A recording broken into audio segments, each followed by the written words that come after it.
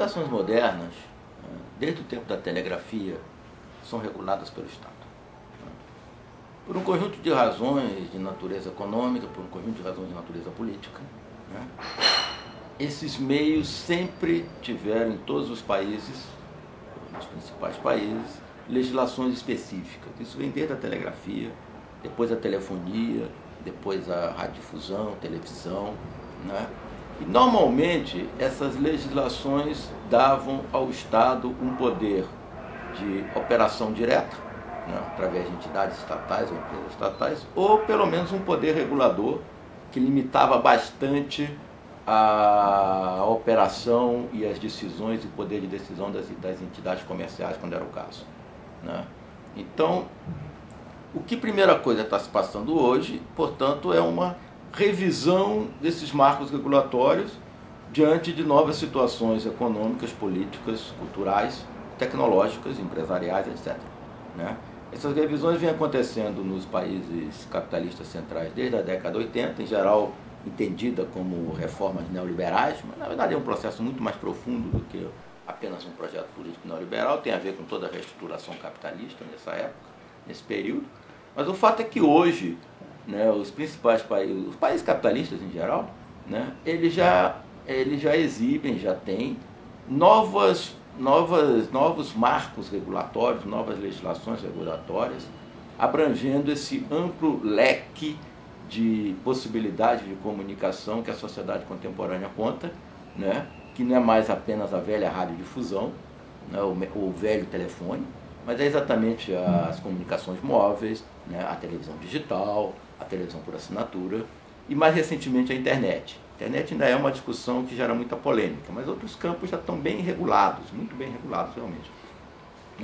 E normalmente essas regulações, sem dúvida alguma, elas tiraram o Estado da operação direta, ou diminuíram muito a presença do Estado na operação direta. A boa parte das entidades estatais ao longo dos anos 80 ou 90 do século passado foram privatizadas, na maioria dos países. Mantiveram o poder regulador do Estado e mantiveram, portanto, limites à atuação privada, sendo que, particularmente na Europa, mesmo nos Estados Unidos e mais na Europa, existe também uma forte regulação sobre conteúdos. Não no sentido, como se procura querer dizer, de censura, mas no sentido de estabelecer algumas regras que protejam a infância e juventude, punam práticas discriminatórias, ou impeçam práticas discriminatórias, protejam a privacidade, e protejam exatamente a liberdade de expressão. Segura exatamente. Liberdade de expressão significa dizer a pluralidade de vozes. Como eu estava dizendo, então, esses países todos já consolidaram suas novas regras regulatórias, entende? E o Brasil ainda não. O Brasil ainda não. O Brasil tem uma legislação de radiodifusão de 1962. Está completamente ultrapassada por todas as condições. E que ao longo desse tempo todo, além dela já estar objetivamente ultrapassada, ela foi retalhada pelas mudanças que vão acontecendo. Ela foi retalhada pela lei do cabo de 1995, ela foi retalhada pela lei de telecomunicações específicas de 97, agora tem uma nova lei, que foi a lei da televisão por assinatura, que a presidente Dilma acabou de sancionar, por decretos do tempo da ditadura. Então, então nós não temos hoje uma legislação que pegue o conjunto do campo da comunicação, que responda às novas questões levantadas, por exemplo, pela televisão digital, pela possibilidade de transmissão de televisão em meios móveis, que responda também às questões levantadas pela internet. E um ponto importante, que eu acho importante em se tratando de um país como o Brasil, que proteja a cultura nacional e as culturas regionais brasileiras num ambiente em que as comunicações estão globalizadas. Uma característica, entre outras características das legislações antigas, é que eram legislações para os sistemas nacionais de comunicação. Entende? Os sistemas nacionais estão ultrapassados, gostemos ou não disso, eles estão ultrapassados. Você hoje abre a sua televisão por assinatura, você vê canal do mundo inteiro. Entende? Então,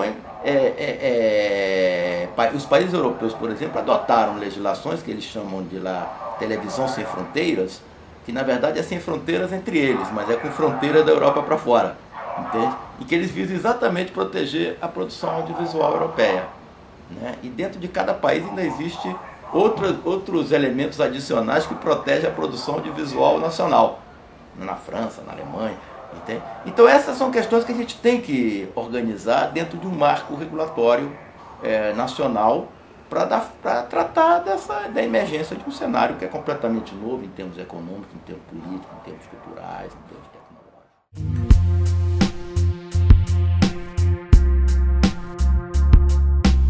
Na verdade, no finalzinho do governo Lula, no apagar das luzes do governo Lula, né, o então ministro da Comunicação Social do governo, nem o ministro das Comunicações, Franklin Martins, anunciou que estava elaborando um anteprojeto de lei para deixar para o futuro governo enviar para o Congresso, ou aprimorar e enviar para o Congresso, né?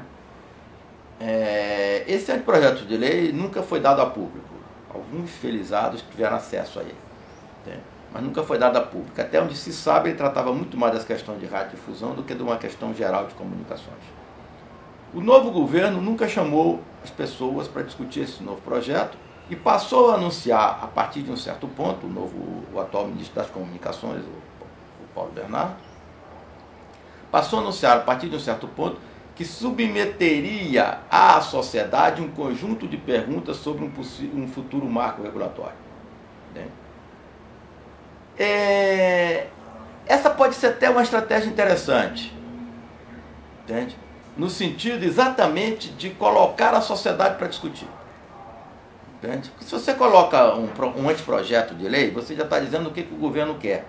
E facilmente, sobretudo aqueles que não querem avançar a discussão, podem pegar 2, 3, 4 pontos e começam a baixar cacete em cima desses 2, 3, 4 pontos, e a discussão vira uma discussão fragmentada, uma discussão muitas vezes menor, vira um fla-flu, né? Agora, se o governo, ao invés disso, eu acho até que foi uma estratégia interessante, coloca um conjunto de perguntas, você não pode dizer que o governo está querendo isso ou aquilo. Você vai ser obrigado a dizer o que você quer. Aí a Bert vai ter que dizer o que ela quer em relação àquelas perguntas, né? A CUT vai ter que dizer o que ela quer em relação àquelas perguntas, né? A Abrafix da telefonia fixa vai ter que dizer o que ela quer em relação àquelas perguntas. E ninguém vai poder dizer o governo quer isso ou o governo quer aquilo. Entende? Eu acho até que é uma estratégia interessante numa questão que é altamente polêmica. É também que você pode também dizer que com isso o governo está um pouco dando uma de Pilatos, né? E não dizendo o que aquele governo quer. Você também pode fazer uma análise por aí, mas talvez permita uma discussão mais produtiva do que se o governo tivesse apresentado, afinal, um projeto que facilmente, como já aconteceu nos casos da Ancinave, em várias outras situações, no caso dos direitos humanos, em várias situações que a gente conhece, você pinça 2, 3 pontos e transforma o debate naqueles 2, 3 pontos e não avança mais nada, né? Então é um ponto interessante. Mas o governo tem anunciado isso, né? Disse que ia colocar isso, tornar público até dezembro do ano passado, não o fez, né? Agora está dizendo que vai tornar público ao longo desse ano. Então vamos aguardar se vai realmente acontecer, né? É um processo interno complicado, tem muito jogo de pressão, né? Então tem outras questões que se levantam, a gente está vendo aí a agenda, quando você pensa que a coisa vai avançar, aparece um problema qualquer e atropela tudo, né? Então parece que o Ministério das Comunicações está, antes de tornar público o projeto, quer submetê-lo ao Planalto, né? Quer submetê-lo à presidente, o que é também natural que faça assim, né? Mas a agenda da presidente a gente vê, às vezes, bastante tumultuada, né? Com outras questões. Então estamos aguardando que o governo efetivamente torne público essa discussão. O que está certo hoje é que não é mais um projeto que o Franklin teria deixado. Eu digo teria porque a gente não sabe efetivamente que projeto é esse, né? O que está certo hoje é que o governo vai submeter um debate à sociedade, vai fazer perguntas à sociedade e vai deixar a sociedade discutir. Existe diversas sociedades, o ministro tem chamado os interlocutores para fazer esse debate sobre esse projeto. Esse projeto tem perspectiva de ir para o Congresso? Em que pé está a situação? Não, na verdade, no finalzinho do governo Lula, no apagar das luzes do governo Lula, né, o então ministro da comunicação social do governo, não era nem o ministro das comunicações, Franklin Martins, anunciou que estava elaborando um anteprojeto de lei para deixar para o futuro governo enviar para o Congresso, ou aprimorar e enviar para o Congresso, né? Esse anteprojeto de lei nunca foi dado a público. Alguns felizados tiveram acesso a ele, né? Mas nunca foi dado a público. Até onde se sabe, ele tratava muito mais das questões de radiodifusão do que de uma questão geral de comunicações. O novo governo nunca chamou as pessoas para discutir esse novo projeto e passou a anunciar, a partir de um certo ponto, o atual ministro das Comunicações, o Paulo Bernardo, passou a anunciar, a partir de um certo ponto, que submeteria à sociedade um conjunto de perguntas sobre um futuro marco regulatório, né? Essa pode ser até uma estratégia interessante, entende? No sentido exatamente de colocar a sociedade para discutir, entende? Porque se você coloca um anteprojeto de lei, você já está dizendo o que o governo quer. E facilmente, sobretudo aqueles que não querem avançar a discussão, podem pegar 2, 3, 4 pontos e começam a baixar cacete em cima desses 2, 3, 4 pontos, e a discussão vira uma discussão fragmentada, uma discussão muitas vezes menor, vira um fla-flu, né? Agora, se o governo, ao invés disso, eu acho até que foi uma estratégia interessante, coloca um conjunto de perguntas, você não pode dizer que o governo está querendo isso ou aquilo. Você vai ser obrigado a dizer o que você quer. Aí a Bert vai ter que dizer o que ela quer em relação àquelas perguntas, né? A CUT vai ter que dizer o que ela quer em relação àquelas perguntas, né? A Abrafix da telefonia fixa vai ter que dizer o que ela quer em relação àquelas perguntas. E ninguém vai poder dizer o governo quer isso ou o governo quer aquilo. Entende? Eu acho até que é uma estratégia interessante numa questão que é altamente polêmica. É também que você pode também dizer que com isso o governo está um pouco dando uma de Pilatos, né? E não dizendo o que aquele governo quer. Você também pode fazer uma análise por aí, mas talvez permita uma discussão mais produtiva do que se o governo tivesse apresentado, afinal, um projeto que facilmente, como já aconteceu nos casos da Ancinave, em várias outras situações, no caso dos direitos humanos, em várias situações que a gente conhece, você pinça 2, 3 pontos e transforma o debate naqueles 2, 3 pontos e não avança mais nada, né? Então pode ser, é um ponto interessante. Mas o governo tem anunciado isso, né? Disse que ia colocar isso, tornar público até dezembro do ano passado, não o fez, né? Agora está dizendo que vai tornar público ao longo desse ano. Então vamos aguardar se vai realmente acontecer, né? É um processo interno complicado, tem muito jogo de pressão, né? Então tem outras questões que se levantam, a gente está vendo aí a agenda, quando você pensa que a coisa vai avançar, aparece um problema qualquer e atropela tudo, né?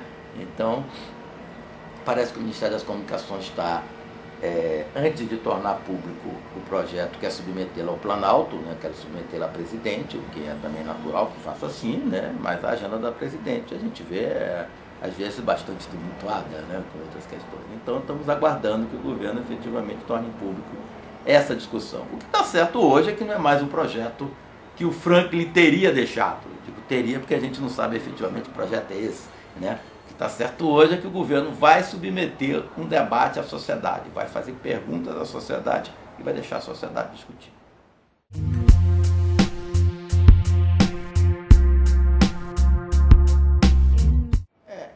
Eu posso falar com uma certa tranquilidade, porque desde o início eu manifestei severas reservas em relação a esse projeto. Já como ele estava formatado na época do presidente Lula e como ele continuou formatado agora com a presidente Dilma, né? A questão é que já na época do presidente Lula, e isso permanece até agora, você está criando um modelo de expansão da banda larga para pobre. É isso que está se fazendo, né? Então você vai ter aquela banda larga do rico, né, ou do remediado, ou do cara que pode pagar, a boa banda larga, né? Assim como você tem o pessoal de classe média que pode pagar plano de saúde, não usa o hospital público, porque o hospital público é ruim, pode pagar a escola privada, particular, não usa a escola pública é ruim, né? Então você também vai ter a mesma coisa, o pessoal que tem algum dinheiro vai usar o mercado, né? E quem não tem vai ser obrigado a usar uma banda larga ruim, que é uma banda larga de 1 mega nas condições de hoje, né? Sem falar das outras questões, interrupção, né? Suspensão do serviço durante 1 hora, 2 horas, meia hora, um dia inteiro. Até quem paga caro né? De vez em quando tem problema de suspensão do serviço durante um dia inteiro, durante algumas horas. Imagina uma banda larga que você vai pagar R$ 35 nos bairros de periferia, em regiões pobres, coisa e tal. Entende? Então eu acho que é um modelo de apartação, é uma consagração da apartação. Entende? Não é um modelo positivo. Né? Eu já fazia essa crítica na proposta anterior e continuo fazendo. Entende? Porque o único modelo que seria um modelo de não apartação seria aquele que juntasse todos nós. Entende? Seria um mesmo padrão de banda larga e banda larga autêntica, que merecesse esse nome, independente da renda do cidadão. Como aconteceu com a telefonia no passado. Entende? Quando houve a universalização da telefonia no passado, entende? E não tanto no Brasil, mas nos Estados Unidos, que na década de 40, praticamente todo cidadão americano, toda a família americana já tinha telefone, entende? Independente da renda. Isto se dava exatamente devido a um modelo que obrigava que o telefone tivesse a mesma qualidade para qualquer pessoa. Claro que ele era muito mais simples, né? Era um sinal de 64K, era bem mais simples o telefone, mas não tem porquê você não construir um modelo similar para a expansão da banda larga, até porque todo mundo sabe, né? O velho telefone é uma tecnologia em extinção, rigorosamente em extinção. Daqui a mais 10, 15, 20 anos, esse telefone fixo que a gente ainda tem não vai existir mais. O que vai entrar no lugar dele é exatamente o que nós estamos chamando de banda larga. Entende? Com a vantagem de que vai servir para telefonema, você dá telefonema via Skype, por exemplo, até via netphone, essas coisas, né, que você usa. O tubo é o mesmo, a tecnologia é a mesma, né? É o coaxial, é a fibra ótica, não tem diferença. Né? Até tudo mais que você faz, né? Do ponto de vista de conteúdo, de transmitir, receber vídeos, músicas, filmes, né? Textos, o que você quiser fazer. Muito mais do que no velho telefone, que você só podia usar para uma conversação de voz. Entende? Então, é isto que vem para o lugar do sistema telefônico. Então, exatamente porque é isto que vem para o lugar do sistema telefônico, é que isto deveria ser tratado como regime público, assim como era tratado o velho telefone. Que o nome técnico é Serviço Telefônico Fixo Comutado. O STFC vai acabar daqui a pouco. Entende? Os contratos que hoje as operadoras de telefonia têm no STFC, possivelmente, já houve quem dissesse isso, esses contratos vão ter duração maior do que a própria tecnologia. Já houve quem dissesse isso. Entende? Quando acabar o telefone, você ainda tem contrato. Entende? Então, o que você tinha que fazer era transformar esse modelo que hoje é para o telefone simples, no modelo para a banda larga. Criando aí uma equação financeira, porque esse é o problema de sempre. É o problema da equação financeira pelo qual você vai garantir, seja o cidadão que mora como eu moro, aqui na Zona Sul do Rio de Janeiro, seja o cidadão que mora na Maré, no Alemão, na Baixada, Japeri, estou falando aqui de regiões do Rio, né? A mesma banda larga. E aí você tem que ter uma equação financeira para isso. É claro que tem que ter uma equação financeira para isso. Pode ser o subsídio cruzado, pode ser recurso orçamentário do governo. Aí você tem que discutir, aí você tem que fazer uma discussão aberta de qual é a equação financeira. Entende? É óbvio, isso não é de graça. Não existe almoço grátis, isso não é de graça. Entende? Agora é claro que um cidadão, um cidadão como eu, posso pagar mais que um cidadão do que a grande maioria que mora em Japeri. É óbvio isso. Entende? Você tem que juntar esse pacote numa cesta e sem dúvida que o meu vizinho aqui de cima, que mora uma das mais importantes famílias do Rio de Janeiro, nessa mesma rua lá no topo, né? Pode pagar muito mais do que eu. Tá entendendo? Então, é essa equação que você tem que fazer, né? Vocês estão olhando uns casarões por aí, essa turma pode pagar mais do que eu. Então, é essa equação que você tem que fazer, né? Quem pode pagar mais, quem pode pagar um tanto, quem pode pagar pouco, e montar isso numa cesta e fazer um regime público dessa coisa. Entende? E a partir daí assegurar que num prazo razoável de 10 anos, 15 anos, todo cidadão brasileiro tenha direito a uma mesma qualidade de banda larga, independente de onde mora, independente da classe social, independente do nível de renda. Entende? Porque é isso, essa vai ser a comunicação no futuro.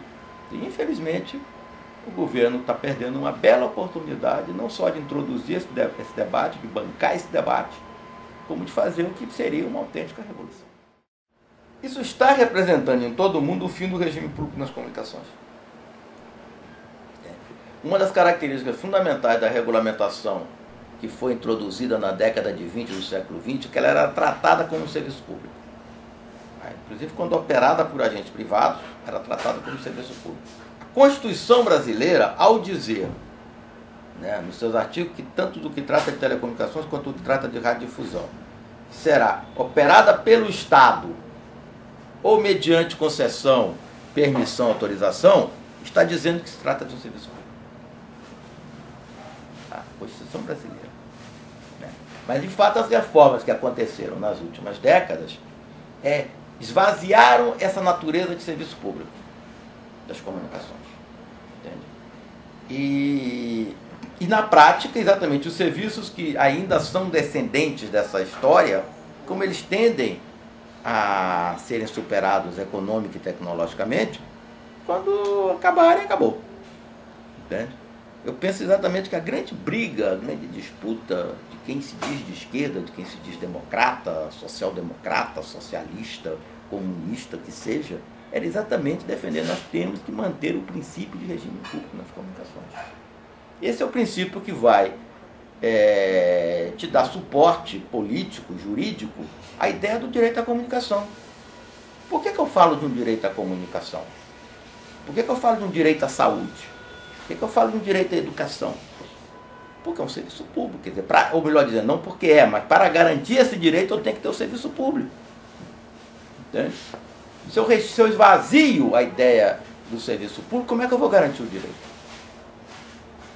Então essa tinha que ser uma bandeira fortíssima dos movimentos populares, no sentido de que isto tem que ser um direito garantido por um serviço público, e não abrir mão do serviço público na comunicação.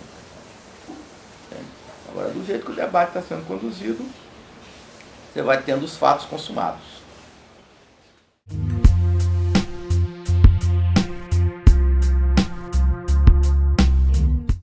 O conselho que foi criado foi um conselho que é o previsto na Constituição, né, que na verdade é um órgão auxiliar consultivo do Congresso Nacional. Né? A ideia original, quando se estava discutindo a Constituição, era que fosse efetivamente um conselho do Executivo, um conselho do Estado, né, com poderes amplos de regulação, de formulação política. Né? Não se conseguiu isso, e aí passou a ser a responsabilidade do Congresso fazer funcionar o seu conselho, que é lá do Congresso, né? E o Congresso às vezes fez funcionar, às vezes não fez funcionar, já faz alguns anos que não funciona. O conselho pelo qual se está brigando, e que foi uma das muitas resoluções da última Conferência Nacional de Comunicação, é efetivamente um conselho que tem um poder de formulação de política. Né? Não há... pode haver alguma diferença aí, quais são os seus poderes, se é um poder mais executivo, se é um poder mais de formulação, de elaboração, né? Tem discussões jurídicas a respeito disso, mas basicamente tem que ser uma entidade de peso, vamos dizer assim, tirando as questões jurídicas que numa hora dessa entram na discussão, mas tem que ser uma entidade de peso, né? Tem que ser uma entidade construída com a representação dos diferentes atores da sociedade, com os diferentes movimentos da sociedade, todos eles, né? Capital e trabalho tem que estar lá dentro, não há dúvida, entende? Mais representantes do Estado, entende? E que tem instrumentos para formular uma política e, a partir daí, desses instrumentos, essa política poder ser implementada pelos mecanismos normais que você implementa uma política no Executivo, no Legislativo, na Justiça, onde quer que seja. Entende? Essa é uma disputa muito complicada. Veja bem, alguns países, né, sobretudo os europeus, eles são muito melhores do que os Estados Unidos como exemplo disso. Né? Como o próprio Reino Unido, que é absolutamente ninguém põe em questão que o Reino Unido seja um país democrata, né? ou que Portugal seja um país democrata, né? Ou que a Espanha seja um país democrata. Em todos esses países, na França também, na Alemanha também, né? Funcionam conselhos com uma razoável dose de força política e altamente representativos dos segmentos da sociedade. Entendendo? Questões são discutidas, onde propostas de regulamentação são feitas, aí os parlamentos implementam, o executivo implementa, entende? Mas que tem esse tipo de poder e que são entidades públicas, ou seja, o debate é aberto. O conselho vai criar uma censura? Não vai, o debate é aberto. Entende? O conselho vai fazer aquilo que a sociedade que tiver ali dentro decidir que é bom fazer. Né? Num debate aberto em que todo mundo está sabendo o que se está discutindo e a sociedade vai dizer o que a sociedade quer. Eventualmente a sociedade pode dizer que ela quer coisa que eu, Marcos, não goste, discorde. Pode, por que não? Eventualmente ela pode dizer coisa que o dono da Globo discorde. Não, é a sociedade que tem que decidir essas questões. Assim funciona a democracia. É assim que funciona a democracia, exatamente.